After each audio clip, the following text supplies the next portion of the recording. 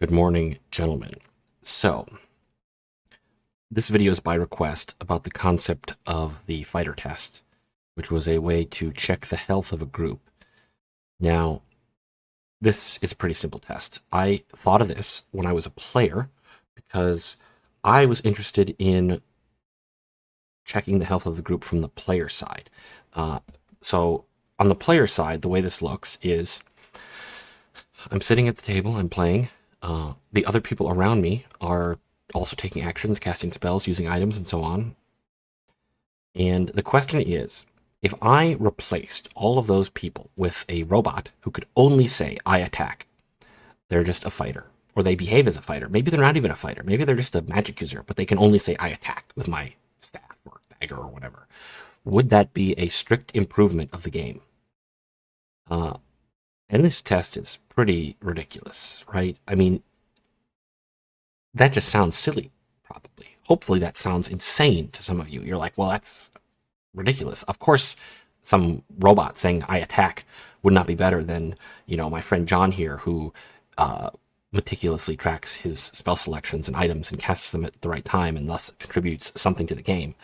But no, I have seen tables. In fact, I suspect, well,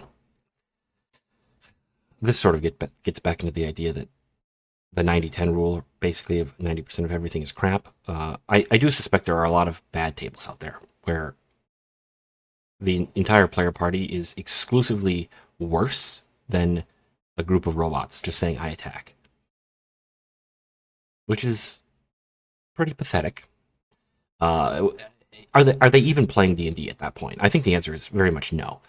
It looks like D&D, maybe. It sort of, you could mistake it for D&D if you looked at the modules afterwards, but they're not playing D&D. I mean, they're not engaged with the game at all. They're simply not playing. They're not gaming. It's embarrassing. And if you get stuck at such a table and realize it, it's like, oh, I gotta get out of here. This is pathetic. This is so beyond pathetic that I can't even... Anyway, sorry. This topic just makes me mad because it really is pathetic. Now, the funny thing is, when I brought this up to some other people that I know, Prince of Nothing, he when I mentioned the idea of the fighters, he didn't even think about it from the player perspective. He thought I was talking about the DM and the writing and the module. The idea of, oh, could my module that I wrote be defeated by a bunch of players simply saying, I attack, I attack? Would they ever face any setbacks? Would they do better than a group that did something else with their time, like was trying to figure out how to cast spells when they should have just been saying I attack and getting it over with? And I think that's also a very interesting and valid use case for this test. In fact, I expect that he and I will both use this in the future anytime we write a module and are looking at the content, looking at the map, and thinking to ourselves, how are we challenging the players here?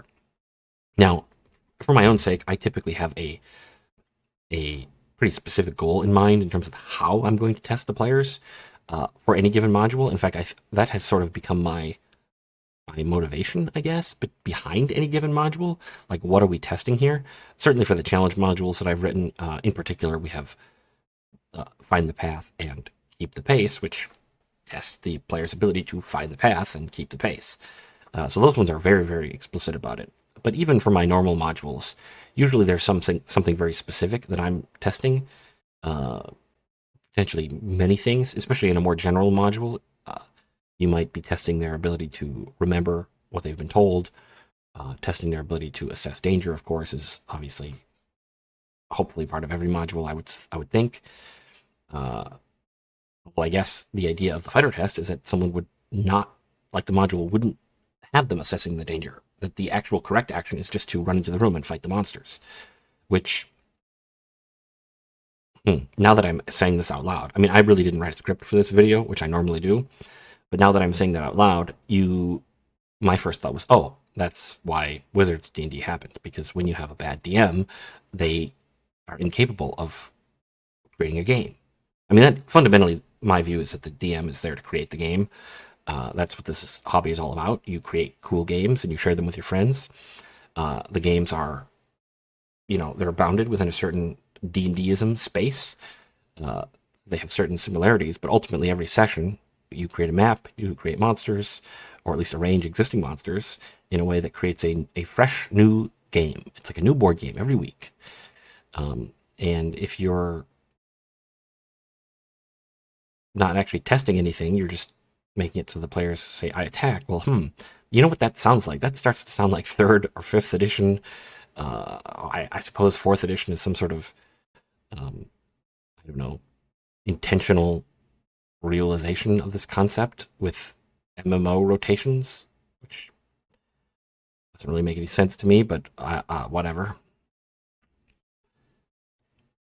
So that's, I guess, another interesting angle, which is the idea that the fighter test is sort of demonstrating whether the DM is testing anything properly, and that this, I guess, is implicitly not old school, because the corporate D&D new school is the idea. It's essentially taking away authority from the DM, authority that in this case he cannot live up to.